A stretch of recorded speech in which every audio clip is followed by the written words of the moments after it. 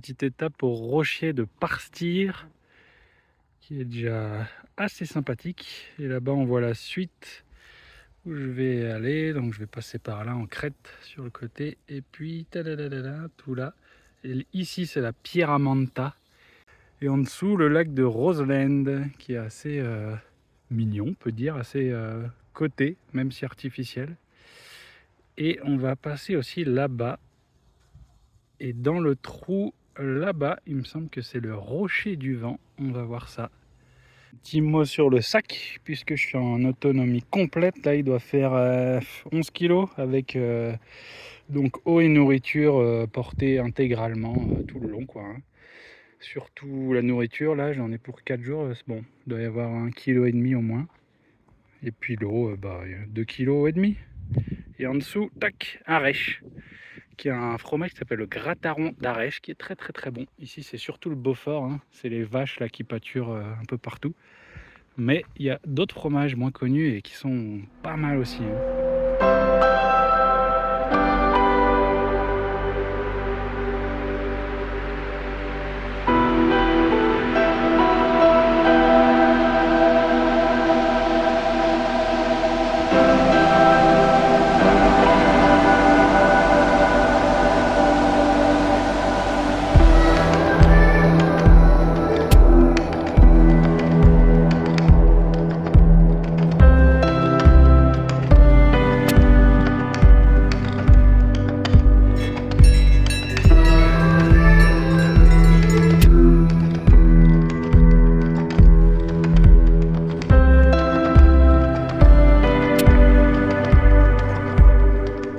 D'amour avec la Pierramanta dans les nuages.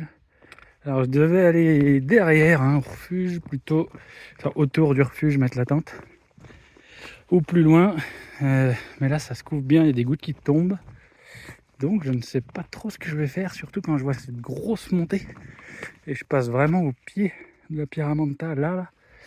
Donc le plus sage serait de mettre la tente. Je vais réfléchir. La Pierramanta se redécouvre un petit peu parce que, dis donc, elle est bien cachée, hein, ça se couvre bien. J'ai décidé de réduire l'étape aujourd'hui pour en profiter mieux demain. Je me suis mis là-bas, là. Tac, la petite tente de Moron. Hop, et demain matin, je commence, tac, direct ascension. Et voilà quand même le lac Amour. Très mignon, hein.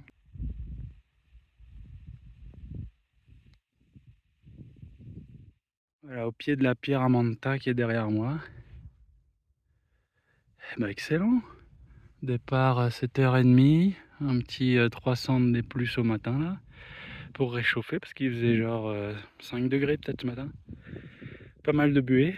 Et puis on va continuer par là-bas, là derrière, je pense qu'on voit le refuge là.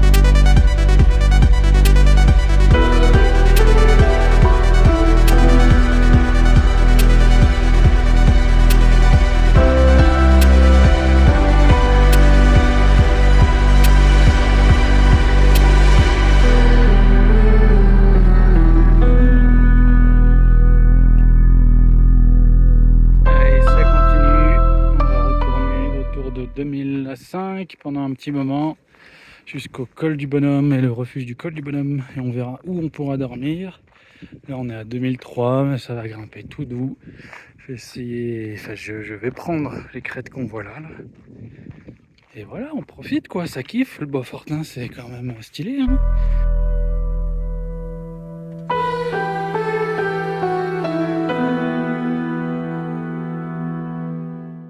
Je vais par là-bas et ça fait un petit peu comme hier, c'est-à-dire que ça se couvre. Et puis j'ai checké vite fait la météo, j'ai pu là avec du réseau et ça annonce de la pluie. Bon, pas grosse pluie et tout, mais puis surtout que c'est quand même moins beau quoi. Tandis que le lendemain, bah, il fait beau, donc autant il y a ce coin là qui est quand même pas mal. Je pense que je vais encore avancer un peu et au pire je reviendrai. Bon, le reste est à peu près dégagé quand même. Et puis il y a des beaux nuages en plus là. Ceux de derrière là.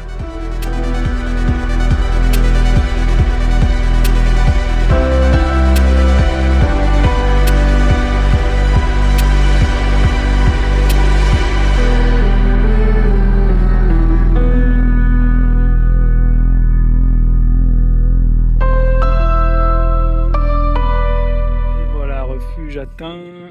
C'était un peu chaud, mais ça va. Et tente montée, alors elle est bien tendue parce qu'il y a pas mal de vent. On voit que ça souffle un peu. Et au-dessus, il y a 4-5 autres tentes, mais en fait, elles sont juste à côté en gros, des excréments. Donc, franchement, je suis bien mieux là. La définition d'être asocial en montagne. 1, 2, 3, 4, 5, 6, 7 tentes. Petite là-bas. C'est moi. Laissez-moi tranquille.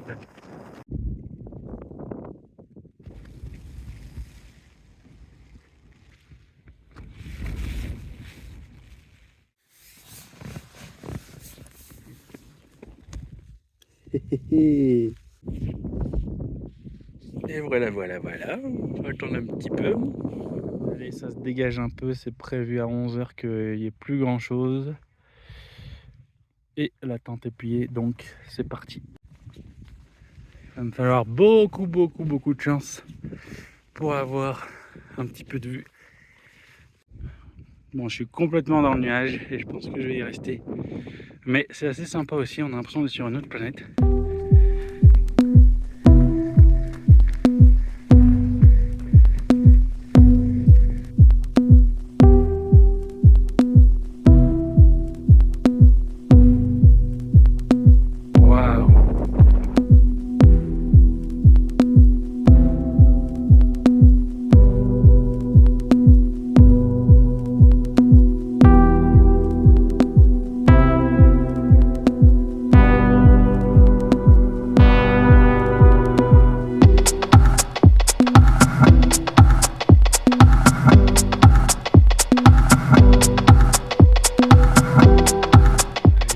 Repas dans ce dédale de rochers là. Petite tome fermière du coin du Beaufort. Quinoa à la bolivienne, un peu moins local, merci Go, mais en tout cas très bon. Et un repas parfait en trek comme ça avec cette vue, excellent. Bon, par contre, la tête là-haut, elle reste toujours couverte. En fait, mise à jour, je vais pas prendre ce chemin là, mais ce chemin là, et tac, ça coupe ici. On voit un petit peu les traces là.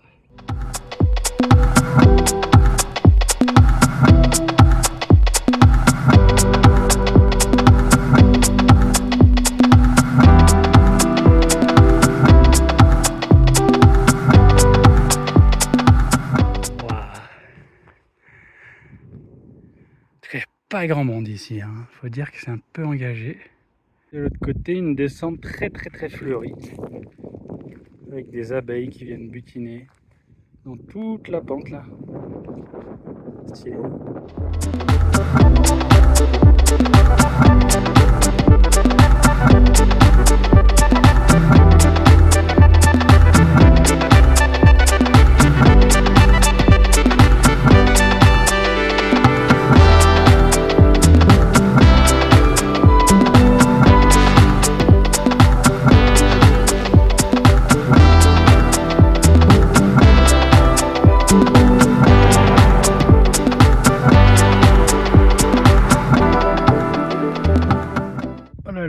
départ là-haut, et franchement la descente là, elle est quand même assez casse-gueule. Faut vraiment rester hyper attentif sur les pierriers et tout parce que c'est quand même vraiment très très raide. Quand on aide les côtés là, bah ça, faut pas du tout y aller quoi. Et pareil du côté gauche là.